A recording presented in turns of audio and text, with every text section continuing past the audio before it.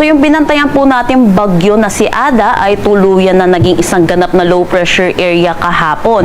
Ito ay huling namataan sa layong 1,155 kilometers east ng southeastern Luzon. Nasa loob pa rin naman po ito ng ating Philippine Area of Responsibility, pero wala na itong direktang epekto sa anumang parte ng ating bansa at hindi na rin natin inaasahan na magiging isang ganap na bagyo muli.